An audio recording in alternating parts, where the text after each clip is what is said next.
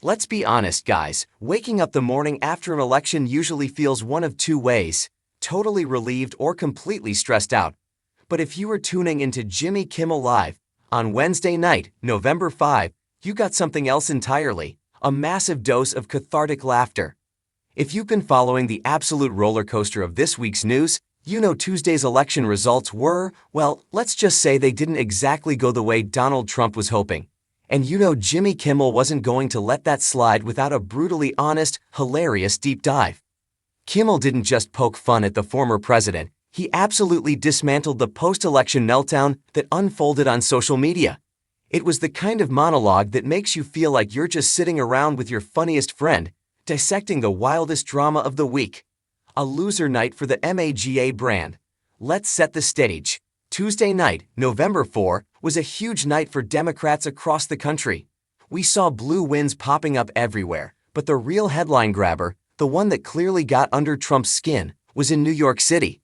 Zoran Mamdani didn't just win the mayoral race, he snatched victory away from Andrew Cuomo, who was heavily backed by Trump himself. That's got to sting, right? Kimmel wasted zero time rubbing salt in that wound during his opening monologue. He walked out, soaked in the applause, and got straight to the point. This was not a good night for the president, Kimmel deadpanned to the audience before delivering one of the zingers of the night. Everything he touched was a loser. Trump hasn't been this embarrassed since he found out there was a Donald Trump Jr. Ouch. It's that classic Kimmel style, cutting right to the core with a joke that's mean, sure, but undeniably funny in its delivery. It perfectly captured the vibe of the evening, a complete rejection of the candidates Trump had personally vouched for. The Truth Social meltdown we all saw coming. We all know the pattern by now, don't we? When things go wrong in Trump world, Truth Social heats up. It's like clockwork. Instead of taking a quiet moment to reflect, okay, stop laughing, Trump took to his platform to vent, and Kimmel was right there with the receipts. Kimmel highlighted the two major excuses Trump rolled out to explain away the losses. And honestly, if you've ever dealt with someone who just cannot take responsibility for anything, this will feel all too relatable. Excuse number 1. I wasn't even playing. First, Trump claimed that Republicans lost because he wasn't personally on the ballot. It's the classic taking my ball and going home defense. Kimmel's take on this was spot on. He pointed out the incredible double standard we've all come to expect. Now, if Republicans had won and he wasn't on the ballot, would he take credit for that? Oh yes, he definitely would, Kimmel quipped. Isn't that the truth? It's that frustrating friend we all have who wants credit for every group project success, but none of the blame when it fails. Kimmel calling it out so plainly is why we love him. He says what we're all shouting at our TV screens. Excuse number 2. Cryptic late-night posting. Then things got weird. Late on election night, almost at midnight, Trump posted a deeply ominous, cinematic-sounding phrase. And so it begins. What does that even mean? Is it a threat? A movie quote? Just generalized anxiety? Kimmel, naturally, had some theories.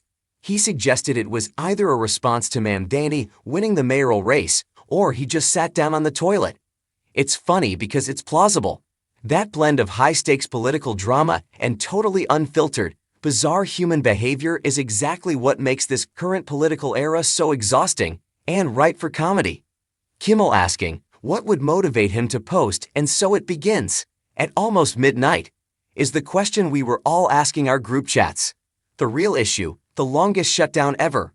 While the jokes were flying, Kimmel also touched on something that's genuinely affecting everyone right now: the government shutdown. Can you believe we are at day 36? It's officially the longest government shutdown of all time. It's exhausting, it's frustrating, and it's hurting real people.